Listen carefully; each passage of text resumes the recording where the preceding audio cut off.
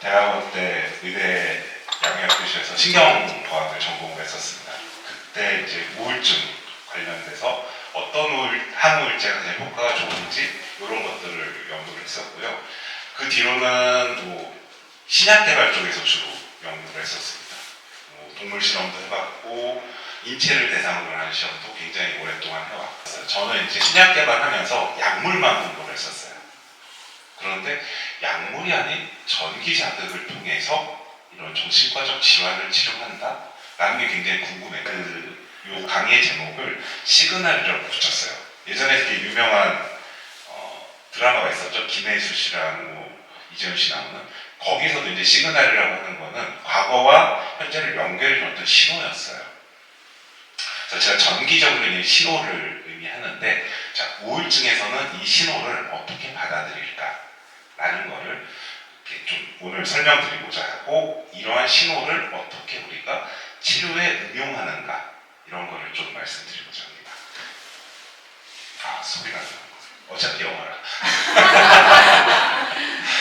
저에게 신경심리학자예요. 저분이. 근데 딸이 있었어요. 딸이 9살에 수영선수로 나가고 공부도 굉장히 잘했어요. 그래서 상도 받고 이렇게 했는데 12살, 13살쯤 됐을 때 갑자기 우울증이 왔어요. 근데 이 아빠가 신경심리학자니까 빨리 병원 가서 치료하고 약을 먹자. 약을 먹었어요. 약을 먹었더니 학교도 잘 가고 가족도 낳고 직업도 가지고 이렇게 됐어요. 그런데 시댁에서 야, 정신과는 가지 마. 정신과 약 먹으면 바보가 돼. 그래가지고 약을 끊었어요. 약을 끊고 36살 아이도 낳았는데 그때 자살을 합니다. 이게 우울증의 되게 무서운 점이에요. 우울증은 그냥 우울하고 우울한 기분이 있다고 생각하실 수 있어요. 근데 우울증은 다른 질환들하고 가장 차이점, 우울증의 목적은 우울한 기분을 없애준다? 그게 아니에요. 자살을 막아줘요. 그래서 우울증의 치료 접근이 이게 굉장히 중요해요. 자, 근데 제가 여기서 얘기한 것 중에 몇 가지 시그널들이 있어요. 자, 이 아빠는 자기 딸이니까 애가 우울한데 12살, 13살이면은 한참 사춘기 때잖아요. 사춘기라고 그럴 수도 있지 라고 생각할 수 있었는데 이 아빠는 그렇지 않고 얘가 우울증일 수 있다 라고 해가지고 빨리 병원에 데려갔어요. 빨리 병원에 가서 적절한 치료를 받았더니 정상인들과 동일하게 학교도 가고 직장에 취업도 하고 결혼해서 애도 낳고 살고 있었어요. 근데 여기서 또 다른 시그널이 생겼어요. 시댁에서는 약 먹는 걸 싫어요. 왜 싫어할까요? 우리나라도 정신과 가면은 좀 안 된다고 얘기를 하죠. 우리나라에서 생긴 게 아니에요. 처음에는 좀 유럽과 미국에서부터 그러니까 터부라고 하죠. 잘못된 인식들이 있었어요. 자, 요거를 이제 역사적으로 좀 볼게요. 예전에는 약물적 치료보다는 수술적 치료를 우선 많이 했어요. 동네에 좀 정신병자 나타난다. 잡아라. 뇌를 잘라내. 특히 전두엽 쪽 앞부분을 잘라내.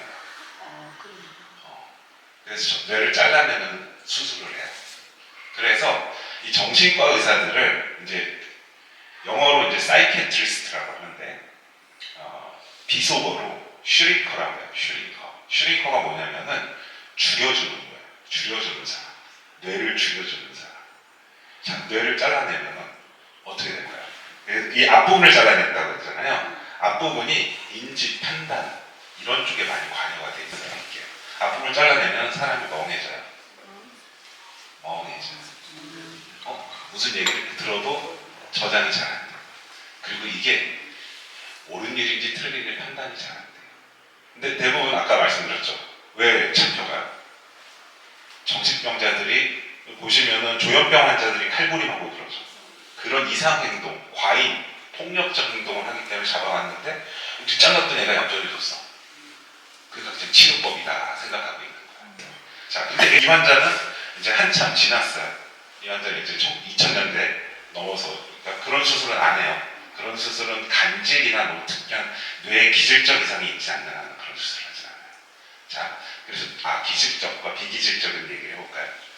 기질적, 비기질적 이게 차이가 뭘까요? 이거 많이 헷갈려 하시는데 신경정신과 신경과와 정신과 요 차이라고 보시면 돼요. 기질적 질환은 신경과요. 왜냐하면 그건 뭐냐면은 혈관에 이상이 있든 아니면 뇌에 종양이 있든 혈관이 터졌던 이러면 신경과. 그리고 아무 이상이 없어. CT를 찍고 MR을 찍고 아무 이상이 없는데 증상만 있어. 그럼 비기질적 증상. 그게 이제 정신과예요. 그러다 보니까 원인을 제대로 파악하기 어려워. 누굴까요? 장국영. 아, 여기는 역시 연령대에 있어서 조심. 로빈 윌리엄스라고 이게 굉장히 유명한 코미디 배우죠. 죽은 시. 그래서 제가 이런 젊은 가수들을 넣어줍니다. 이거 모르시죠 이제? 설을 하고. 자, 우리나라가 OECD 국가 중에 자살률 1위예요. 우리나라가 굉장히 좀 특이하게 정신과 비기질적 질환에 대해서 인정을 안 해요. 자, 우울증의 시그널 또 뭐가 있을까? 이게 지금 그 대승형정신의학과 이쪽에서 주로 얘기하는 거예요. 자, 친구, 가족, 동료가 요거는 이제 중요하니까 한줄씩 SNS에서 직감적으로 죽음을 얘기한다. 아, 나는 뭐 죽음에 대해 내가 죽고 싶다가 아니에요. 죽으면 어떻게 될까? 뭐 죽은 사람들이 자살한 사람들을 자꾸 태그를 한다든가, 아까 김광석이나 장국영이나 뭐 이런 태그한다든가 이런 것도 있고, 자기 비하. 아, 나는 망했어. 난 모래 가면 될 거야. 나에게 미래가 없어. 굉장히 사소한 잘못도 이 논리적 판단을 못해요. 또 하나는 아까 이제 수면 얘기하셨죠. 식사와 수면 리듬이 깨져요. 이게 증상이 굉장히 우울증은 정형화되어 있지 않아요. 어떤 우울증 환자는 굉장히 식사를 독식을 많이 해요. 어떤 환자는 아예 안 먹어요. 어떤 환자는 잠만 자요. 아무것도 하기 싫어서. 근데 어떤 환자는 이 불안과 우울이 같이 오면은 잠을 못 자요. 또 하나는 혼자 있으려고 해요. 이런 거는 많이들 TV나 이런 데서 보면은 문 닫고 혼자 있고 뭐 사람들과 혼자 있고 싶다는 게 대화나 이런 것도 안 한다고 그래요. 그러니까 혼자만의 세계에 계속 아무도 나를 이해하지 못해. 이건 나만의, 내가 혼자 해결해야 되는 나만의 문제야. 이러면서 혼자 빠져들어요. 또 하나는 가끔씩 예측할 수 없는 공격적인 행동이나 충동적인 행동들을 해요. 그래서 가장 대표적인 게 뭐냐면 독식. 평소에 안 하던 쇼핑 막 해요. 이런 게 이제 감정이 계속 이게 왔다 갔다 하는 게 조절이 안 돼서. 우울증 해가지고, 자, 이제, 아까 이제 비기질적 질환이라고 했어요. 우울증은 어디에 문제가 있는지 잘 몰라. 근데 최근에 연구가 이런 것들이 조금씩 나오고 있어요. 저기 보면은, 아까 이제 제가 전두엽 얘기했죠. 앞에 이맞죠. 전두엽이고, 그 안에 이제 변연계라고 있어요. 여기가 이제 기억도 관장하고, 감정도 조절하고, 뭐 여러 가지 역할들을 하는데, 그 변연계에서 전두엽 쪽으로 가는 연결 신호가 조금 더 두껍게 돼 있는 사람들이 자살을 많이 하더라고요. 이런 연구 여러 시가 나왔어요. 그러니까 이게 정답이라고 얘기를 못하게 하는 하나의 연구가 이렇게 나왔다. 요 정도 참고 뒤에 제가 또 이 얘기를 드릴게요. 그래서 이게 우울증 현황이에요. 우리나라 우울증 환자 몇 명 정도 될까? 2022년 기준으로 100만 명. 우리나라 인구가 5천만 명, 5,500만 명 정도 됐는데 100만 명이라고 하는 거는 병원에 간 환자가 100만 명. 코로나 때 우울증 쫙 올라갔어요. 그리고 20대가 굉장히 많고 요즘 청소년 우울증도 굉장히 심각해요. 청소년 우울증이 연령대가 남성, 여성 비교하면 남성이 많을까요? 여성이 많을까요? 여성이 거의 남성의 2배 정도 되고 연령대는 그래요. 나이가 많을수록 적을수록. 그 우울증에 여러 가지 요인이 있는데 하나는 이제 그 메노포자, 폐경 후의 우울증. 왜냐하면 여성 호르몬의 불균형으로 생기는 거, 그게 하나가 있고, 제가 여기 이제 젊은 청소년들 이렇게 써놨어요. 근데 젊은 층의 여성 비율이 압도적으로 높아요. 남성. 젊은 층은 나이가 들면은 여성 남성 비율이 거의 비슷해져요. 근데 20대, 30대는 남성 환자가 정말 없어요. 왜 없을까요? 이게 우리나라 사회의 문제예요. 자, 남자들도 여자들과 똑같아요. 자, 대학 갈 때 스트레스 받아. 대학 가고 나면 취업 스트레스 받아. 남자들 군대 스트레스 받아. 연애도 해야 돼. 요즘 돈 없으면 결혼도 못 해. 결혼해서 애 낳고 키우면 너무 수고 들어가. 너무 스트레스를 받는데 우리나라 특성. 사내 자식 뭐 그런 걸 가지고 힘들다고 하냐. 사내 자식이 그런 것 때문에 표현을 못해요. 아까 말씀드렸던 것처럼 우울하지만 남자라는 프레임에 갇혀 있어가지고 표현을 못해요. 자, 그러면은 우울증 환자들이 병원에 가요. 병원에 갔는데 병원을 그만두는 환자들이 다니기 그만두는 환자들이 굉장히 많아요. 왜? 약을 먹으면 좋아져. 좋아지다가 다시 나빠져. 그러면 약을 추가해. 또 좋아져. 또 나빠져. 또 약을 추가해. 또 좋아져. 이런 식이에요. 이게 뭐냐면은 이렇게 하다 보니까 우울증 환자들이 약을 하나만 먹는다라고 생각하시죠. 보통 4-5개 먹어요. 항불안제, 항우울제, 뭐 진정제, 수면제 해가 4-5개 먹고 그래서 하루 종일 멍멍해. 정상적인 사회생활하기가 어려워요. 그리고 또 약을 4-5개씩 먹잖아요. 여러분들은 이제 약 많이 드시죠?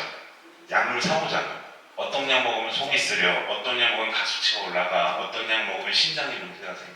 막 이런 것들이 많아요.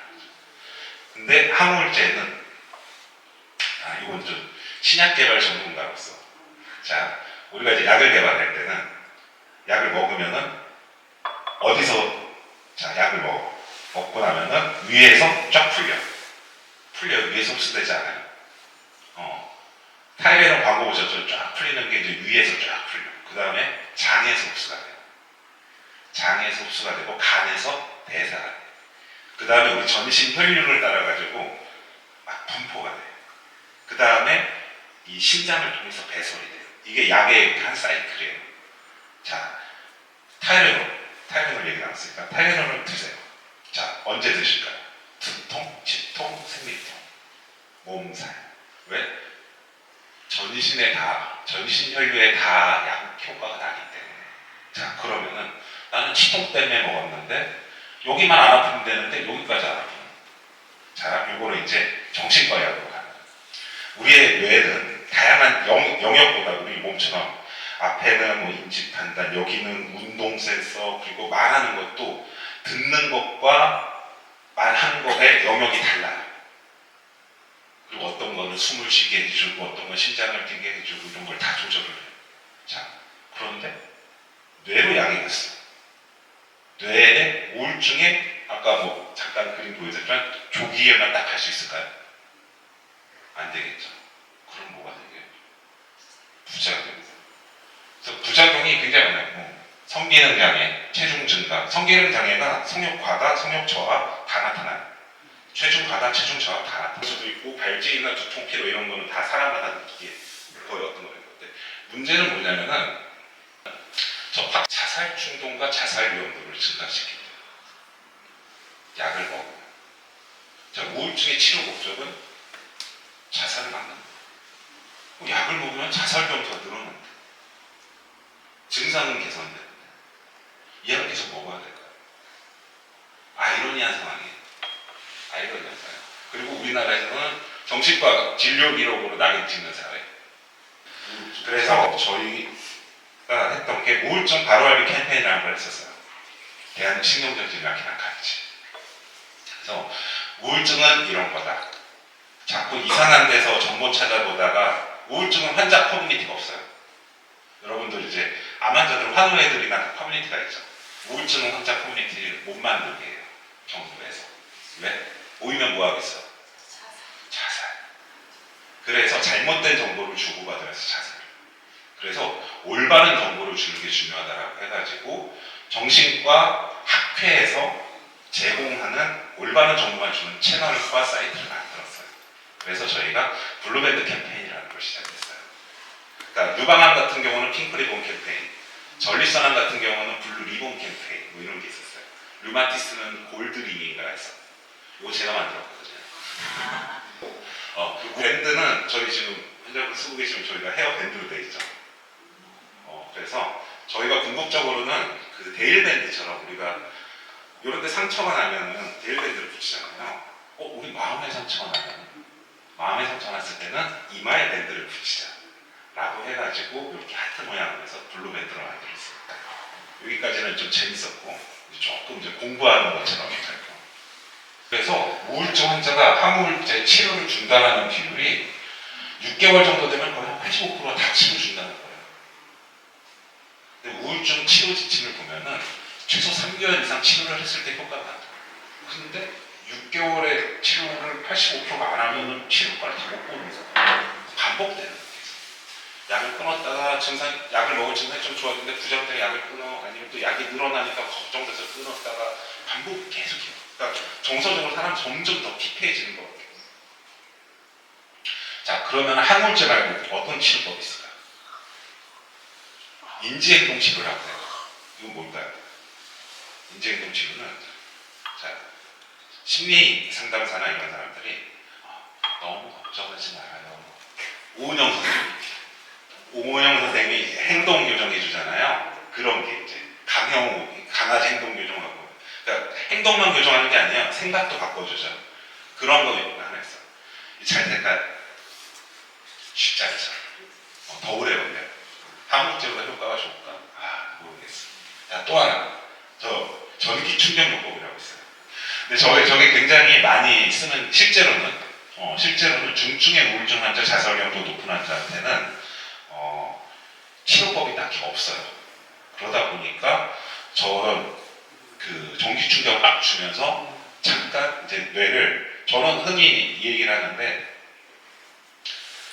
전자제품이 고장이나요. TV가 갑자기 나오다가 막 지지치거든요. 어떻게 하세요? 한 대 때려야죠. 한 대 때려도 안 돼. 그러면 서비스센터에 전화해. TV가 잘 나오던 TV가 자꾸 지직거리고 안 나오고 막 그러다. 서비스센터 뭐라고 할까요? 껐다 켜보세요. 껐다 켜보세요. 껐다 켜는 거야. 그렇게 생각하면 조금 쉽게 이해가 되죠. 또 하나는 경두의 자기자극 기술이라고 있어요. 저게 이제 저희 기술하고 비슷한 거예요. 근데 저거는 자기자극을 하는 거예요. 요 뒤에 치과 의자처럼 생겼죠? 치과 의자처럼 왜 생겼냐면 저 뒤에 저 정수기만한 그 전기 코일이 들어있어요. 그래서 저게 자기장을 쫙 만들고 빡빡빡빡빡 때려줘요. 아주 자살 위험도가 아주 높은 환자들한테는 저런 걸 쓰긴 해요. 근데 자, 이게 이제 우리의 뇌를 실제는 아니고 시뮬레이션 하는 거예요. 우리의 몸은 약을 먹어요. 약을 먹으면은 대부분 이제 예를 들어서 당뇨 환자다 라고 하면은 당뇨병이 왜 생기냐? 인슐린이 부족해서 당을 제대로 분해를 못해서 인슐린 분해를 도와주는 인슐린 분비 촉진하는 이런 걸. 아까 세로토닌 증가해주는 약. 자, 근데 우리의 몸은 이런 단백질, 호르몬, 그리고 뭐 화학물질 이런 것도 같이 움직이지만 전기 신호가 계속 같이 흐르고 있어요.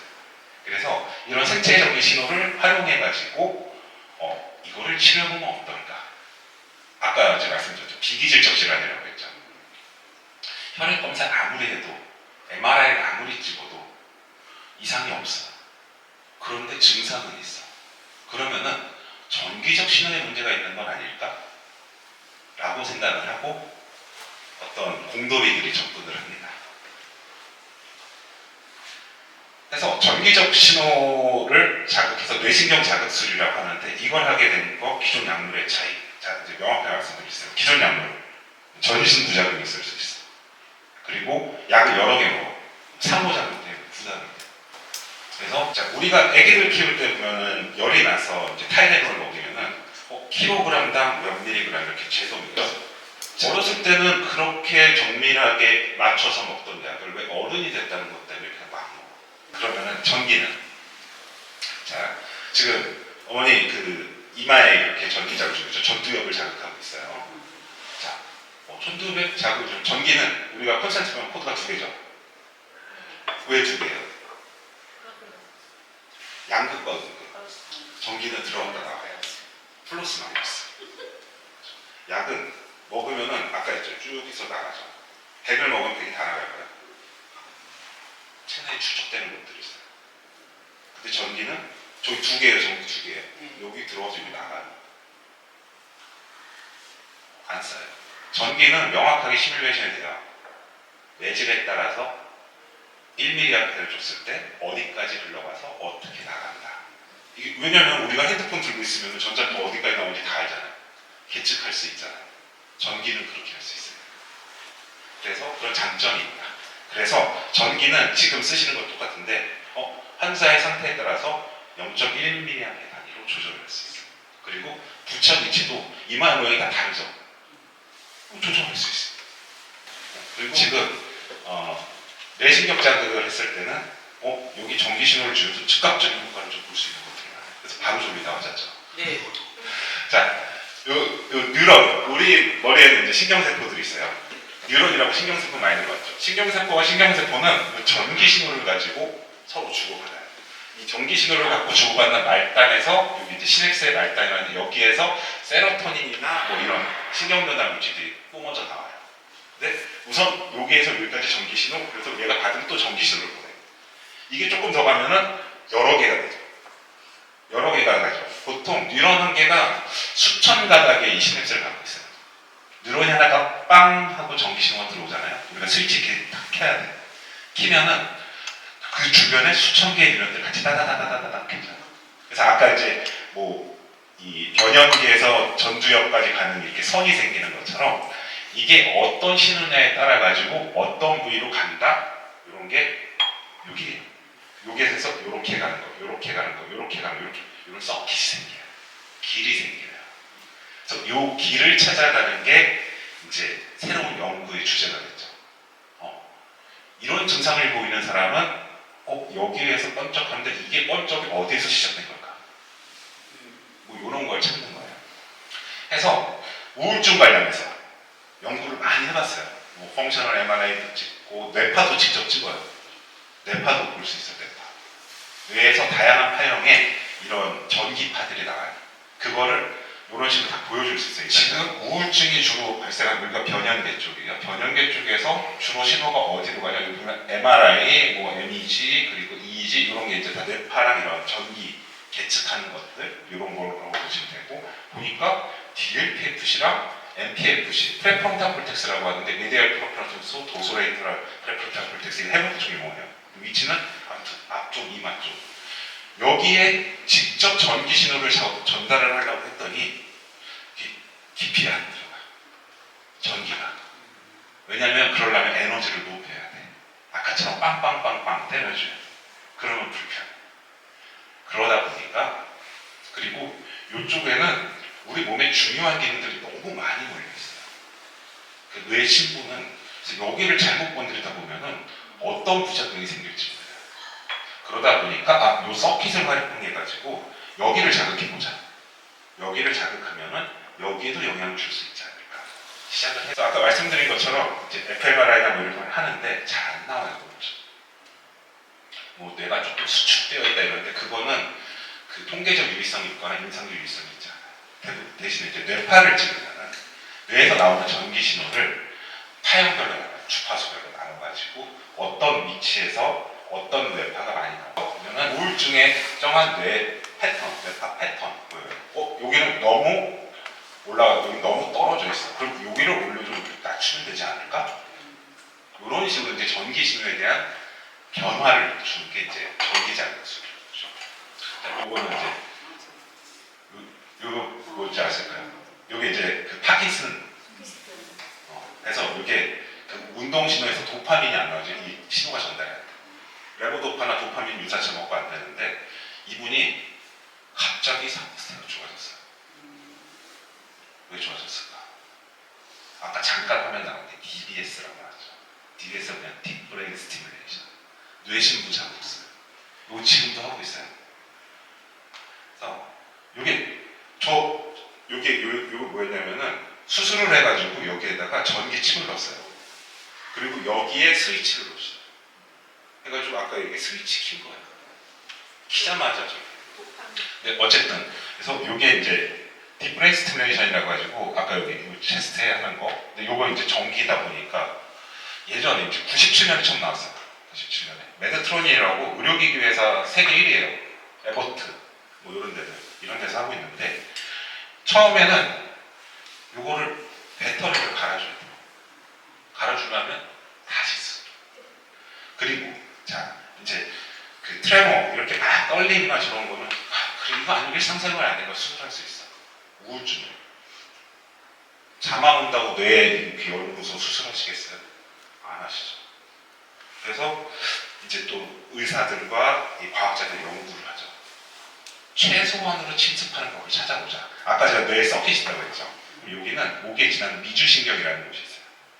신경을 자극해가지고 뇌까지 연결해보죠. 어차피 다 연결돼 있으니까. 그런 식으로 했는데 이것도 어쨌든 수술을 해야 돼요. 그래서 그 다음에 나온 게 비수술 자기자기라서 아까 제가 말했던 빵빵빵빵 때려주는 거. 근데 요거 문제는 뭐예요? 에너지가 너무 크고 처음에 환자 아까 처음에 얘기했죠. 정신과를 안 가죠. 한 번 가는 것도 힘들죠. 근데 어떻게 이걸 일주일에 3번, 4번을 가겠어요? 그러다 보니까 치료 효과 제한적이에요. 그래서 이거를 조금 더 안전하게 집에서 쓸 수 있게 만드는 게 지금 어머니 쓰고 계신 저거고, 저거는 미세 전류를 활용해가지고 우리가 흔히 핸드폰에서 나오는 전자책보다 낮고 이 대뇌 안쪽은 한 1.5cm 1.7A하고 깊이가 1.5cm 정도까지밖에 안 들어가요. 그래서 그리고 다 나가요. 그러다 보니까 좀 안전하게 쓸 수 있어요. 그래서 부작용이 거의 없다라고 보실 수 있어요. 그래서 이런 식의 기술들이 여러 개가 동시에 개발되고 있어요. 전 세계에서. 그래서 뭐 삽입하는 거, 이거는 이제 그 면역 시스템에 작용하는 거. GSK라는 회사랑 구글에서 같이 개발하고 있어요. 또 재밌는 게 아까 이제 옆에 수술한 거 있었죠. 수술 안 하고 할 수 있는 거. 요거 재밌는 건데, 요게 지금 SK에서 투자 들어가가지고, 아까 이게 손 막 떨리잖아요. 손이 떨리면 전기신호 손으로 가는 거잖아요. 그걸 왜 머리에서 꼭 나가야 돼? 손목에서 나오면 되죠. 손목에서 나가죠. 효과가 있을까? 자, 제가 아까 불을 켜려면 스위치를 켜야 되죠. 스위치를 켜면은 이렇게 똑딱 하는 스위치 아시죠? 이렇게 한번 톡 하면 되는데, 우울증 사람들 누르기가 힘들어. 근데 그 어느 순간 딱 넘어가면 넘어가잖아요. 그 넘어가는 거를 그 스레시홀드라고 불러요. 역치. 요게 잘 안 넘어가요. 그래서 미세한 전기기, 그러니까 신경세포들이 활동을 안 하는 거예요. 이걸 못 넘어가서. 요게 역치라고, 요거를 넘어가면은 이렇게 팍 올라가는데, 요걸 안 되면 팍 안 올라가요. 그래서 요 지금 미세한 전기장을 줘가지고 요만큼 올려줘. 요만큼 올려줘. 조금만 힘을 보태주는 거예요. 그러니까 의지가 있어서 누르려고 하면은 넘어갈 수 있게 도와줘. 그게 작용을 해서 실제로 동물 임상시험을 했어요. 동물 시험을 했더니 자극을 주니까 자발적 활동이 증가된다. 제가 왜 자발적 활동이라고 해요? 누르려고 안 하면은 안 돼요. 아까 이제 TMS라는 이거는 안 눌러도 갑자기 막 생겨요. 제가 이거 예를 드는 게, 우리가 운동을 해야 되는데 운동하러 가기가 싫어. 근데 머릿속에 운동을 해야 되는데 생각을 하면은 저게 운동하게 가게끔해져. 근데 애초에 운동할 생각이 없어. 저건 돈이 안 돼. 그래서 그런 거. 그래서 이게 이제 몇 번을 쓰면 좋냐? 라고 아까 이제 얘기하셨던 거. 그런 것도 다 실험을 해요. 한 번 썼을 때, 2번 썼을 때, 3번 썼을 때. 자, 이런 거 하면은 이제 롱텀 포텐시에이션이라고 해가지고 오래 쓸수록 효과가 장기화 지속된다. 이런 거래요. 이게 우리가 이제 신경가소성이라는 얘기를 해요. 이게 이제 근육하고는 좀 다른 이야기긴 한데, 근육 같은 경우 막 하면은 근육이 계속 커지죠. 신경가소성은 요 신호가 한번 저쪽으로 가잖아요. 그 아까 이제 뉴런이 서로 이게 연결이 되어 있잖아요. 이걸 자주 하네? 그럼 조그마한 길이 점점 넓어져요. 그래서 그게 더 빨라져요. 고속도로가 생기듯이. 그러다 보니까 이제 그게 신경가소성이 돼가지고 고정화가 되는 거예요. 그래서 한 번 길 넓혀놓으면은 계속 많이 갈 수 있죠. 그러니까 그런 식의 되는 효과가 있다. 그래서 요게 뭐 항우울제보다 효과가 좋냐? 라고 했을 때 우선은 좋았어요. 항우울제만 썼을 때보다 요걸 썼을 때 좋아. 그럼 두 개를 같이 쓰면 효과가 훨씬 좋네? 이런 임상 결과들, 이거 이제 어려우니까 효과가 좋다. 이것도 국내에서 임상한 거. 서울 성공에서 임상한 거 좋다. 이거는 저기 세브란스에서 한 거 좋다. 이런 거 복잡합니다. 그래서 했더니 지금 이 기계는 식약 처벌을 받았어요. 전 세계에서 우울증을 치료하는 미세전류 치료기는 세계 최초예요. 그래서 지금 FDA에 서브밋 제출해 놓은 상태고, 그리고 비급여 고시 받아가지고 보건복지부에서 이걸 써도 된다고 허락을 해줬어요. 의료기가 해도 된다. 그리고 이게 저희가 이제 치료 지침. 왜냐하면은 아까 말씀하신 걸 한 번 써야 돼요, 두 번 써야 돼요, 어떤 환자에서 써야 돼요. 의사 선생님들도 공부해야 돼요. 그러니까 우선 나온 연구들 다 모아가지고 이렇게 쓰시는 게 좋습니다라고 해서 치료 가이드라인까지 만들었어요. 자, 그냥 여기서 끝나면 아실 것은 하나 더. 제가 아까 불면 얘기하셨는데, 뉴런이 막 활성화되면은 뉴런이 막 에너지를 많이 써요. 그럼 뭐가 달라지느냐? 뉴런이 막 쓰면 에너지를 써야 되죠. 에너지를 배달하려면 혈액순환이 많이 돼요.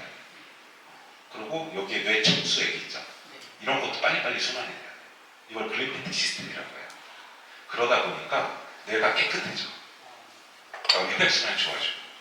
그러면은 불면, 깊은 잠을 자는 데 도움이 되기도 하고, 또 하나 인지 개선 효과가 있어요.